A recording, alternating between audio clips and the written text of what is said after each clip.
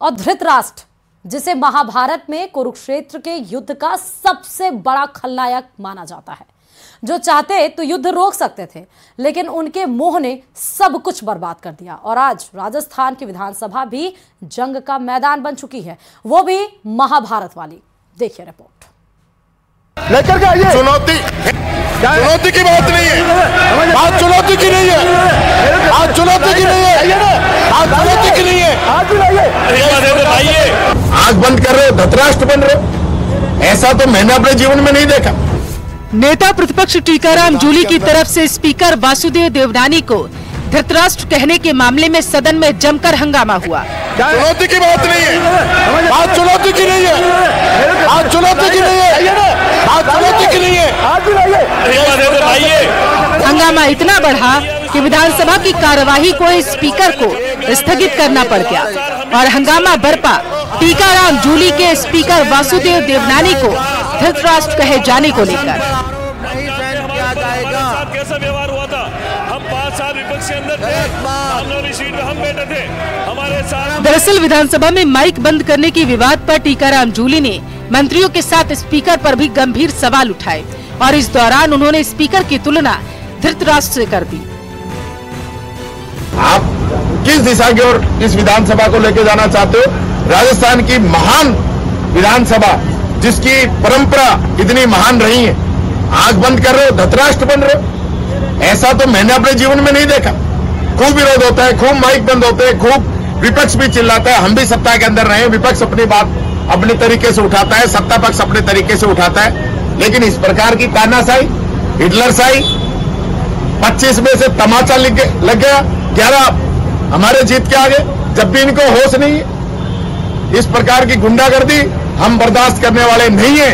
अगर ये लोग तरीके से नहीं चलेंगे तो हम सदन भी नहीं चलने देंगे, ये बात मैं कहना चाहता हूं। बस जूली के इन्हीं बयानों ने विधानसभा का पारा हाई कर दिया। मामला इतना बढ़ा कि विधानसभा कुरुक्षेत्र का मैदान बनता नजर आया। देवनानी ने कहा कि आसन को धृतराष्ट्र कहा जाएगा, मुझे धृतराष्ट्र कहा।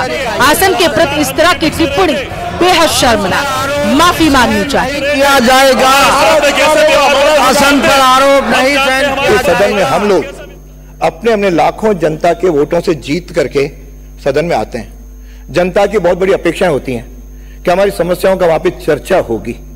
इसके कारण से मैंने कई कदम भी उठाए, सर्वदलीय बैठक भी की, पर्ची योजना भी लागू की और कई प्रकार के प्रयोग किए, जिसके कारण से सदन में नवाचार करते हुए हम आगे बढ़े हैं। लेकिन पीछे लगभग इस नए सत्र में मैं मन में पीड़ा के साथ कह रहा हूं कि अभी कहा कि आप इधर ज्यादा ध्यान देते हो, इसका मैं खंडन करता हूं। जितना मैं निष्पक्ष रहता हूं और आपकी बात सुनता हूं, उतना शायद ये पक्ष भी आरोप लगाते हैं कि आप इनके सुनते नहीं हैं। ये सदन नियमों, मर्यादाओं और परंपराओं से चलता है।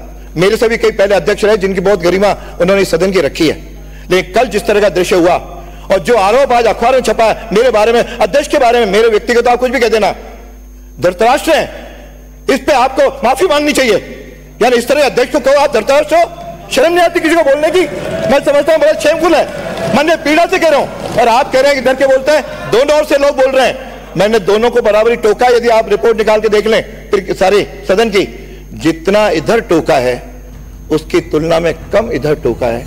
वासुदेव देवनानी की नाराजगी के बाद टीकाराम जूली ने माफी भी मांगी और उनकी बात भी सुनने की अपील की।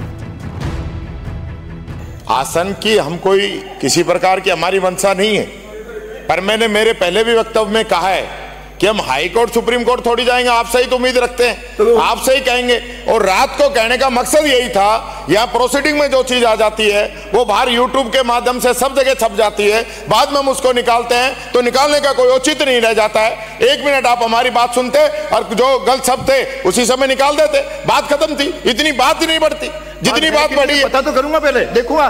पता आपके सामने आप आसन पे थे, नहीं होता। आप आसन पे विराज रहे थे, मंत्रियों ने क्या क्या आपके सामने सारी बात हुई है। हम कतई नहीं चाहते कि आसन की जो कोई किसी प्रकार का अपमान हो, कोई निंदा हो, आसन का कोई आक्षेप लगे, हम नहीं चाहते। हम आपसे संरक्षण चाहते हैं। अगर हमारी किसी बात से आपको कोई ठेस पहुंची है तो मैं उसके लिए माफी चाहता हूं। विधानसभा में पक्ष और प्रतिपक्ष में गर्मागर्म बहस के बीच अविश्वास प्रस्ताव की भी बात उठी। विपक्ष ने कहा कि अविश्वास प्रस्ताव की बात है तो जरूरत पड़ी तो वो भी लाया जाएगा, जिसके बाद देवनानी ने चुनौती दी और इस पर हंगामा हो गया।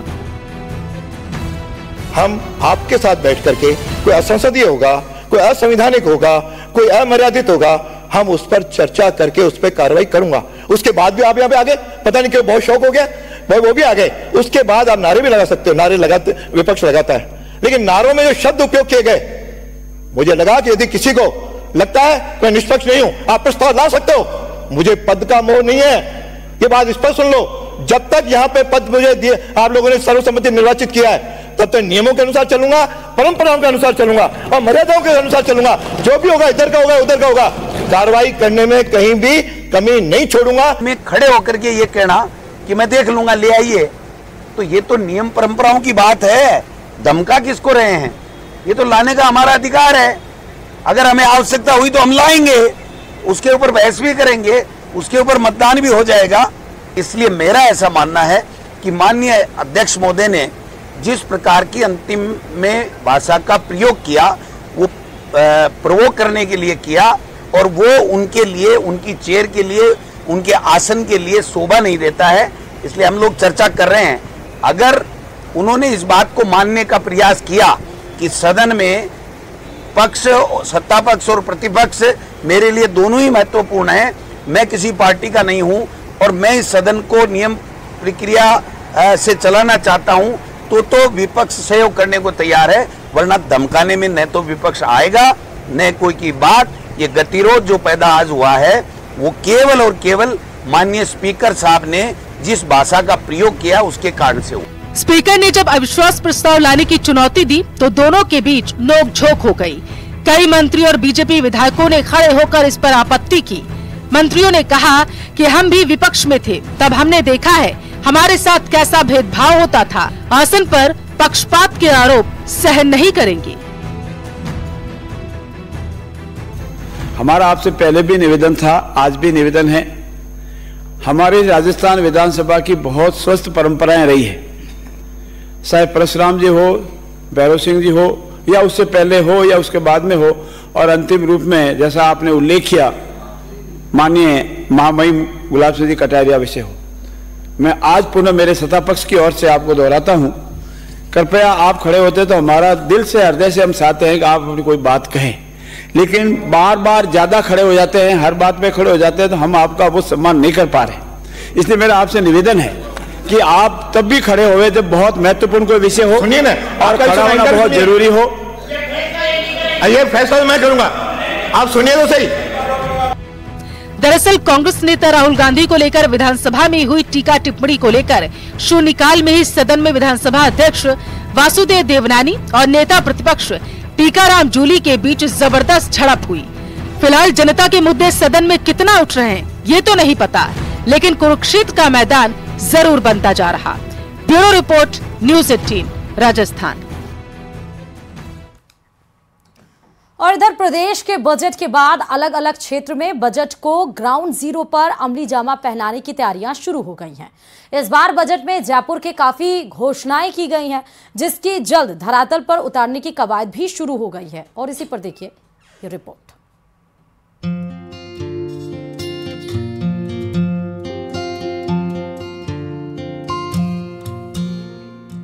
बदलेगा जयपुर, बढ़ेंगी सुविधाएं। जयपुर को वर्ल्ड क्लास बनाने की तैयारी।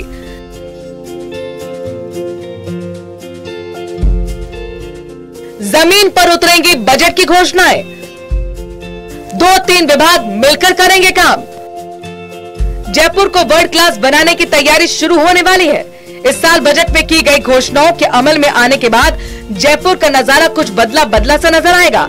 इस साल बजट में कोशिश की गई है शहर जयपुर को विकास के मामले में देश के टॉप 5 शहरों में शामिल कराया जाए। इसके लिए जिला स्तरीय समिति का गठन कर समन्वय का काम भी शुरू कर दिया गया है, जिसमें ये समन्वय समिति इस बात पर फोकस करेगी कि कभी समन्वय के अभाव में कोई काम रुकना नहीं चाहिए। कई अहम घोषणाओं के समन्वय पर काम शुरू। जिला प्रशासन स्तर पर साप्ताहिक होगा रिव्यू। जिला प्रभारी सचिव स्तर पर 15 दिन होगा रिव्यू। मंत्री स्तर पर हर महीने किया जाएगा रिव्यू। जयपुर से जुड़ी 21 घोषणाओं पर खास फोकस। योजनाओं से जुड़े अधिकारियों से ली जाएगी रिपोर्ट। प्रभारी मंत्री, प्रभारी सचिव सहित सांसद और विधायकों के साथ मिलकर योजनाओं का तय समय पर क्रियान्वयन किया जाएगा। इसके लिए गठित की गई कमेटी ने योजनाओं को सूचीबद्ध कर लिया है, जिसमें 2 से 3 विभाग मिलकर काम करेंगे। कुछ घोषणाओं के लिए स्टेट लेवल कमेटी में चर्चा की जाएगी। कुछ घोषणाओं के लिए डीपीआर के टेंडर लगाने की तैयारी की जा रही है, तो कुछ पर काम पहले से ही शुरू किया गया है। जोर यही रहेगा कि जयपुर शहर का स्तर देश के सबसे बेहतर शहरों के स्तर का हो। जयपुर जिले के प्रभारी सचिव अपर्णा अरोड़ा को जिम्मेदारी दी गई है। वहीं जयपुर जिला प्रशासन के साथ मिलकर इसके लिए वीकली बैठक भी शुरू की जा चुकी है, जिसमें हर 15 दिन से 1 महीने में जिला प्रभारी मंत्री जोगाराम पटेल भी हिस्सा लेंगे। राजस्थान और विशेषकर जयपुर के आमजन को विश्वास दिलाता हूं कि हमारा ये बजट एक माइलस्टोन होगा हमारे राजस्थान के विकास में, हमारे जयपुर के विकास में। सभी विभागों ने अपना अपना फोकस अपने अपनी जो घोषणा पर दिया है। कुछ ऐसी घोषणाएं जो 2 या 3 विभाग मिलकर करेंगे, कुछ ऐसी घोषणाएं जो बिना स्टेट लेवल कमेटी में डिस्कस हुए नहीं हो सकती, कुछ ऐसी घोषणाएं जिनकी डीपीआर बनवानी तो डीपीआर के टेंडर लगेंगे, कुछ ऐसी घोषणाएं जिन्होंने विभाग ने काम प्रारंभ कर दिया और उन्होंने डिक्लेयर किया कि हम 2 महीने में, 3 महीने में, अगले महीने में हम कार्य, जैसे महाविद्यालय विद्यालय के जो है, तो उन्होंने कहा हम एडॉक प्रिंसिपल लेंगे, जब तक हमारा भवन नहीं बने तक हम कोई किराए का भवन लेकर के हम विद्यालय महाविद्यालय उसको प्रारंभ कर देंगे। तो ऐसे विभाग वही अलग अलग सब डिस्कस हुए और इन सारी घोषणाओं को समयबद्ध पूर्ण समय के अंदर पूरी करेंगे। ये आपको आपकी मार्फत हम जनता को विश्वास दिलाना चाहते हैं। निरंतर चलती रहेगी। हमारे सेक्रेटरी महोदय और कलेक्टर साहब वीकली हो जरूरत पड़ने पर वीकली भी कर सकते हैं, डेली भी कर सकते हैं, 15 दिन भी कर सकते हैं और हम लोग भी जैसी जरूरत होगी 15 दिन में, महीने में ऐसी बैठकर करते रहेंगे। हर घोषणा के लिए एक तर्क संगत समय सीमा तैयार की जा रही है, जिसमें उसे पूरा किया जाना चाहिए। मंत्री की मौजूदगी में पहले बैठक के बाद प्रभारी सचिव अपर्णा अरोड़ा अगली बैठक में सभी घोषणाओं को लेकर संबंधित विभागीय अधिकारियों से एक बैठक की तैयारी की गई है, ताकि सभी समय पर प्रगति रिपोर्ट ली जाती रहे। जयपुर से अरबाज अहमद की रिपोर्ट। और अब बात कोटा से बड़ी खबर की, जहां एसडीएम ने एक्शियन को दरअसल नोटिस जारी कर दिया गया है और ये नोटिस जारी इसलिए किया गया है क्योंकि एक्शियन लगातार नदारद रहते हैं। किसी भी मीटिंग से जन सुनवाई में उपस्थित नहीं होने पर यह नोटिस जारी किया गया है। एक्शियन ने एसडीएम को निम्न स्तर का अधिकारी भी बताते हुए उससे ही प्रत्युत्तर मांग लिया। पीडब्ल्यूडी के एक्शियन दिनेश कुमार ने खुद को एसडीएम से बड़ा अधिकारी बताया है और एसडीएम पर निजी कार्यों में सरकारी गाड़ियों का उपयोग करने का आरोप भी एक्शियन के द्वारा एसडीएम पर लगाया गया है। और एसडीएम ने एक्शियन को बोला कि वो जो आम जनता दरबार लगता है उससे वो उपस्थित नहीं रहते हैं। एक दूसरे को बड़ा बताने वाले अधिकारियों की जिले में अब किरकिरी हो रही है, क्योंकि अब ये वीडियो भी सोशल मीडिया पर वायरल हो रहा है। अनुशासनहीनता को लेकर कलेक्टर ने एक्शियन को कारण बताओ नोटिस भी जारी कर दिया है। तो जन सुनवाई से एक्शियन गायब रहते हैं, ऐसा एसडीएम का कहना है। एसडीएम से अपने को बड़ा अधिकारी एक्शियन ने बताया है। एक दूसरे को नोटिस जारी किया गया है।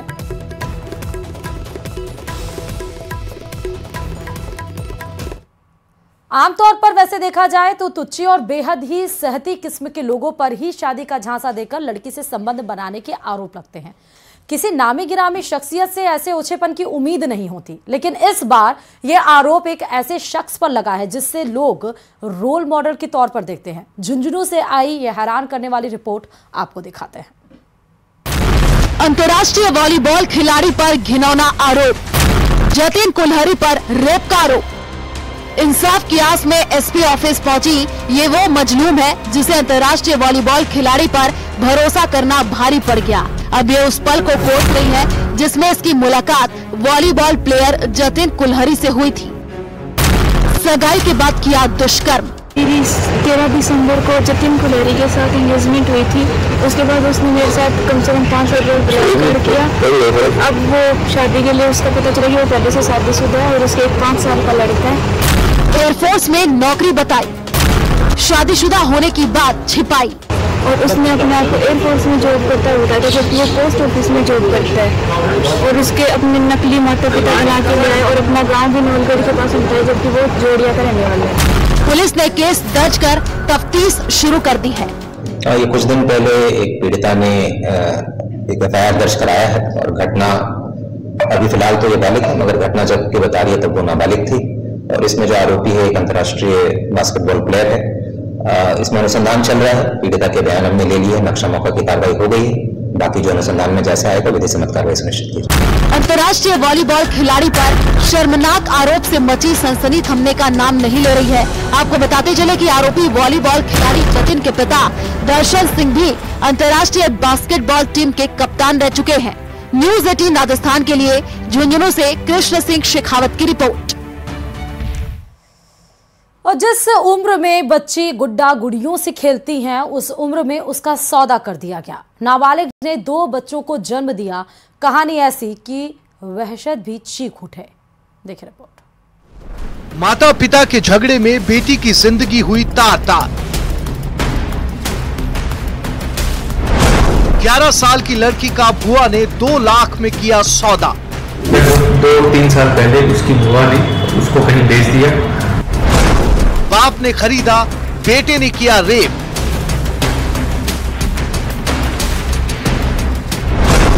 सोलह साल की लड़की बनी 2 बच्चों की मां।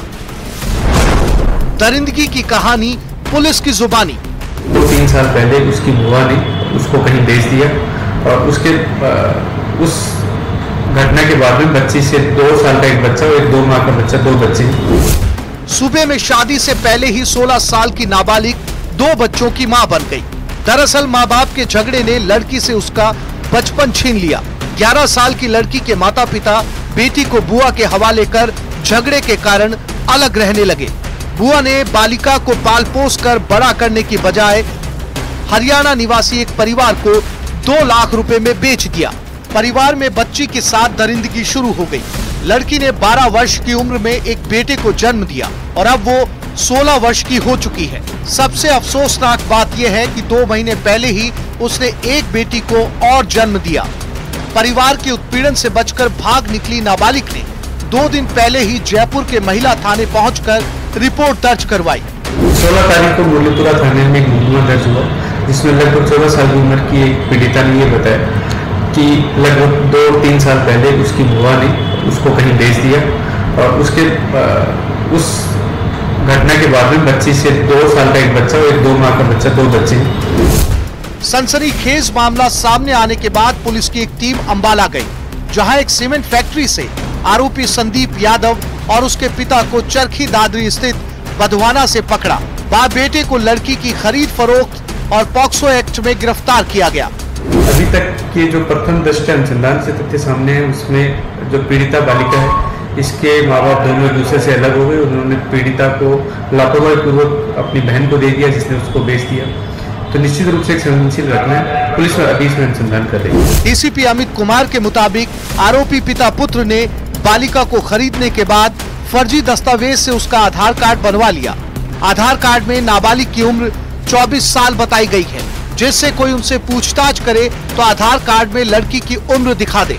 पुलिस गिरफ्तार पिता पुत्र और बुआ से पूछताछ कर रही है। न्यूज 18 राजस्थान के लिए जयपुर से विष्णु शर्मा की रिपोर्ट। चलिए आप खबर टोंक जिले के मालपुरा से है, जहां 4 साल के मासूम छात्र को क्लासरूम में बंद कर चले जाने के मामले में एक्शन हुआ है। जी हां, प्रारंभिक शिक्षा निदेशक ने लापरवाही के आरोप में 2 शिक्षकों को निलंबित कर दिया। डेचवास प्राइमरी स्कूल की कार्यवाहक प्रधानाचार्य रुबीना खातून और अध्यापिका पूजा चौधरी को निलंबित कर दिया गया है। दोनों शिक्षिकाओं का जिला मुख्यालय अटैच किया गया है। बताते चले कि बीते दिन स्कूल के टीचर मासूम छात्र को कमरे में बंद कर घर चले गए थे। 2 घंटे के बाद ग्रामीणों ने बच्चे को क्लासरूम से बाहर निकाला था। ग्रामीणों ने स्कूल पहुंचकर आक्रोश भी जताया तो शिक्षा विभाग ने निलंबन के आदेश जारी कर दिए।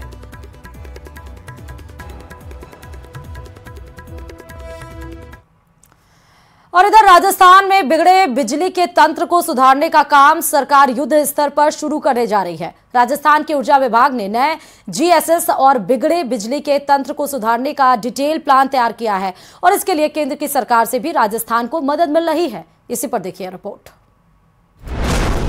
बिगड़े बिजली तंत्र को सुधारेगी सरकार।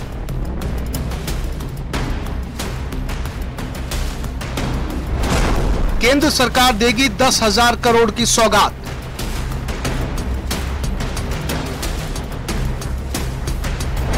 किसानों को प्रभावित भूमि का मुआवजा भी देगी सरकार। राजस्थान में बिगड़े बिजली के तंत्र के कारण जनता खासी परेशान है। न पब्लिक को समय पर बिजली मिल रही है, इसके अलावा उसे अघोषित बिजली कटौती का भी सामना करना पड़ता है। बिगड़े बिजली तंत्र को सुधारने के लिए सूबे की सरकार ने डिटेल प्लान तैयार किया है। प्लान के तहत राजस्थान में नई बिजली की लाइनें बिछाने, बिजली से वंचित गाँव को बिजली से जोड़ने, बिजली की लाइनें अंडरग्राउंड करने, नए GSS लगाने जैसे प्रमुख कार्य शुरू किए जा रहे हैं। सरकार के निर्देश पर राजस्थान का ऊर्जा विभाग इसकी तैयारी में जुटने जा रहा है। राजस्थान में नए GSS और बिजली की लाइनों को बिछाने के लिए किसानों की जमीन लेने में आने वाली दिक्कत को भी दूर करने के लिए प्लान बनाया गया है। इस प्लान के तहत किसानों को अब बिजली की लाइनें, बिजली के बड़े टावर और GSS के लिए जमीन देने पर DLC रेट का 2 गुना मुआवजा मिलेगा। वहीं बिजली की लाइन के नीचे की जमीन पर DLC का 30% मुआवजा दिया जाएगा। राजस्थान के ऊर्जा मंत्री हीरालाल नागर की माने तो सरकार जल्द इस प्लान पर काम शुरू करने जा रही है। प्रसारण निगम की जो हमारी 132, 220, 400 की जो लाइनें हैं और वहाँ पर किसानों के खेतों से जब लाइनें निकलती थी उसका मुआवजा का कोई प्रावधान नहीं था। अब वहाँ पर टावर खड़ा करेंगे। और सीधे आपको जोधपुर लेकर सकते हैं, जहां पर गजेंद्र सिंह शेखावत क्या कुछ बोल रहे हैं वो आपको सुनाते हैं। राजनीतिक कार्यकर्ता होने के नाते मिला है और मेरे भारतीय जनता पार्टी परिवार को भी हमेशा ही आपका इसी तरह का स्नेह मिला है। पत्रकार साथी जो दिन भर रह करके लगभग 24 घंटे में से 20 घंटे 18 घंटे काम करके सामाजिक सरोकार से जुड़े हुए विषयों को, जोधपुर शहर से जुड़े हुए विषयों को, जोधपुर शहर की आवश्यकताओं को, जोधपुर शहर के सामने आने वाली चुनौतियों को जिस तरह से जनता के संज्ञान में लाते हैं, प्रशासन के संज्ञान में लाते हैं, और जैसा अटल जी अक्सर कहा करते थे, निंदक नियरे राखिए आंगन कुटी छवाए, तो आप सब लोग उस भूमिका में भी जिस तरह से काम करते हैं, मुझे लगता है कि हम सब का दायित्व है कि आपको बैठने का, बातचीत करने का, आपको काम करने का एक अच्छा वातावरण मिले। इस दृष्टिकोण से जो आप लोगों की मांग थी, जोधपुर नगर निगम दक्षिण का अभिनंदन करता हूं कि उन्होंने आपकी मांग को स्वीकार करते हुए मेरे अनुरोध पर आपको कार्यालय की जो है वो सुविधा उपलब्ध कराई है। मुझे लगता है कि ये मिलने के बाद में आपका क्वालिटी ऑफ वर्किंग जो है उससे निश्चित रूप से इम्प्रूव होने वाला है। आपको जो पर्यटन का जो जिम्मा सौंपा गया है, राजस्थान को सबसे बड़ी आवश्यकता है, और राजस्थान में अगर जोधपुर में देखें तो एक पर्यटकों का काफी मोह थोड़ा कम होता जाए, शूटिंग जो है वो दिन ब दिन कम होती जाती है, क्योंकि जोधपुर में एकल खिड़की नहीं है, जबकि जैसलमेर एक एकल खिड़की है। सब तरह की परमिशन एक ही जगह पे मिलती है।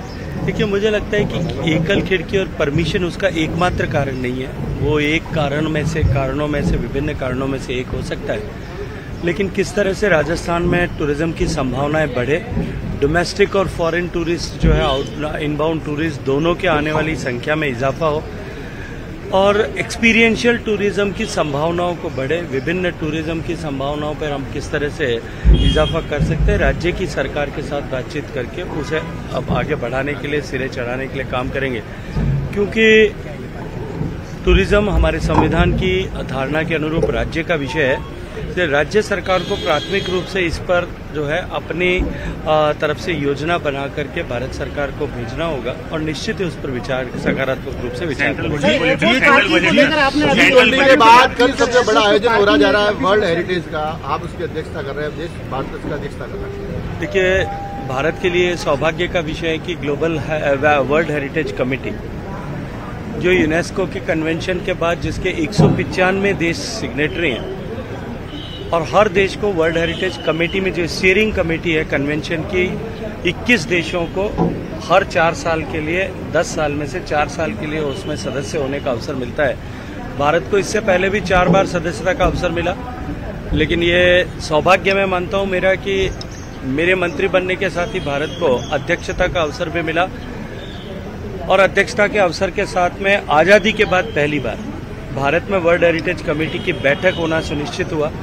कि बहुत बड़ी चुनौती थी कि केवल इस 40 दिन के कालखंड में हमें एक बड़ा आयोजन करना था, जिसमें देश दुनिया के लगभग 3200 से ज़्यादा प्रतिनिधि होंगे, दुनिया के 165 से ज्यादा देशों के प्रतिनिधि वहां पे उपस्थित होंगे। 30 से ज्यादा देशों के मंत्री उसमें उपस्थित होंगे, जो टेक्निकल लोग उसमें उपस्थित होंगे। और इसके साथ साथ में जो है माननीय प्रधानमंत्री जी और डीजी यूनेस्को दोनों की उपस्थिति में उसका उद्घाटन होगा। और ये आयोजन जो है, ये बैठक 10 दिनों तक चलने वाली है, जिसमें विश्व की धरोहर के रूप में जो मान्यता प्राप्त 1199 साइट्स हैं, उनका एक बार वापस री ऑडिट तो हो गई, और साथ साथ में विभिन्न देशों ने जो प्रविष्टियां इस साल के लिए वर्ल्ड हेरिटेज साइट्स के डिक्लेयर करने के लिए भेजी हैं, उन पर भी विचार होगा। भारत के लिए निश्चित रूप से एक तरफ तो ये महत्वपूर्ण इसलिए है कि भारत की प्रविष्टि पर भी इस पर विचार होगा। भारत में एक और नई वर्ल्ड हेरिटेज साइट बनेगी, लेकिन उसके साथ साथ में भारत जिस तरह से अपने विरासत के संरक्षण में। तो जोधपुर से आप सीधे मंत्री गजेंद्र सिंह शेखावत को सुन रहे थे, जहां प्रेस क्लब मिलने के लिए उन्हें मीडिया बंदियों को क्वालिटी वर्क पे बात की, साथ ही टूरिज्म को बढ़ावा देने और पेयजल समस्या को दूर रखने की, वर्ल्ड हेरिटेज पे भी उन्होंने बात की। इसी के साथ ही मारो राजस्थान पे फिलहाल अभी के लिए इतना ही। और आप देख रहे हैं प्रदेश का नंबर 1 न्यूज चैनल, और आगे देखिए बिग ब्रेकिंग।